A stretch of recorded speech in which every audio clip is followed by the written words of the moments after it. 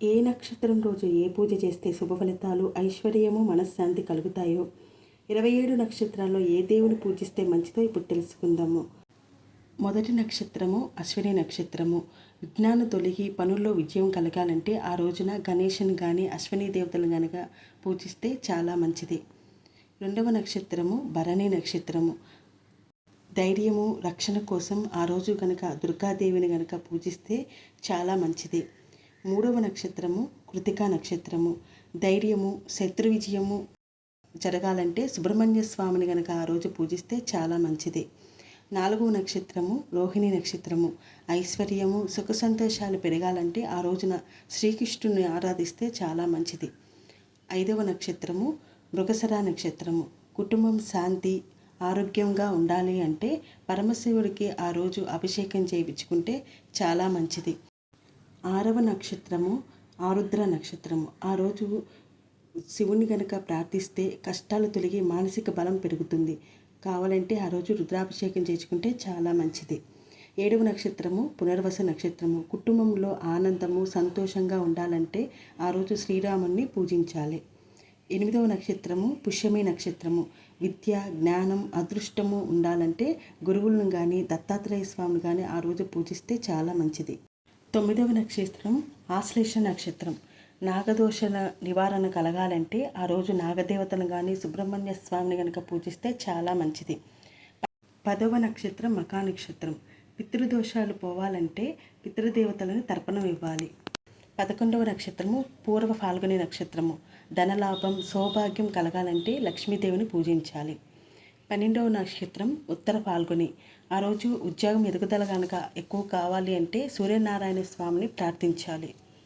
13వ నక్షత్రం హస్త నక్షత్రం. చేతిలో ధనం నిలవాలి అంటే ఆ రోజు మహావిష్ణువుని పూజించాలి. 14వ నక్షత్రం చిత్తా నక్షత్రము.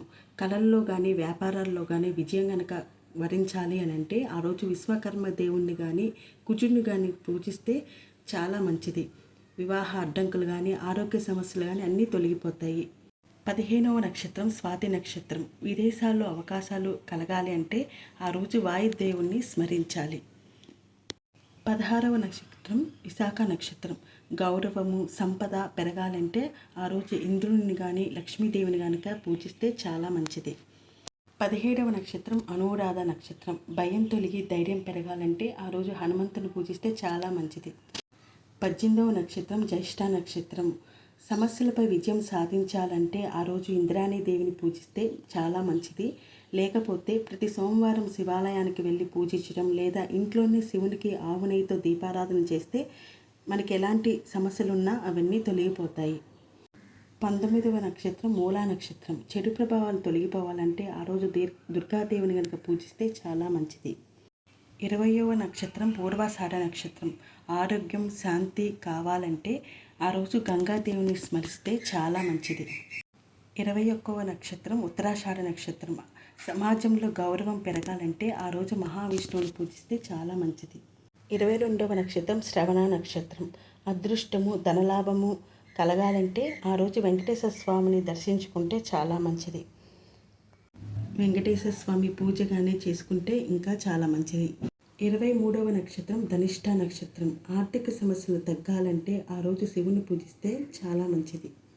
24వ నక్షత్రం శతభిష నక్షత్రం. ఆరోగ్య గనుక సమస్యలతో బాధపడుతుంటే ఆ రోజు మహామృత్యుంజయం జపం గనుక చేస్తే చాలా మంచిది. 25వ నక్షత్రం పూర్వభాద్ర నక్షత్రం. దుష్ట శక్తుల నుంచి రక్షణ కలగాలి అంటే ఆ రోజు కాలభైరవ స్వామిని పూజిస్తే చాలా మంచిది. 26వ నక్షత్రం ఉత్తరాభాద్ర నక్షత్రం. కుటుంబంలో గనక సుఖం పెరగాలంటే అనంత పద్మనాభ స్వామిని ప్రార్థిస్తే చాలా మంచిది. 27వ నక్షత్రం రేవతి నక్షత్రం. అన్ని పనుల్లో శుభ ఫలితాలు కలగాలంటే ఆ రోజు దుర్గాదేవిని పూజిస్తే చాలా మంచిది. ఇలాంటి నక్షత్ర ఫలితాలు, పూజా విధానాలు, పంచాంగ విశేషాలు తెలుసుకోవాలంటే మా ఛానల్ని ఇప్పుడే సబ్స్క్రైబ్ చేయండి, లైక్ చేయండి, షేర్ చేయండి. Thank you.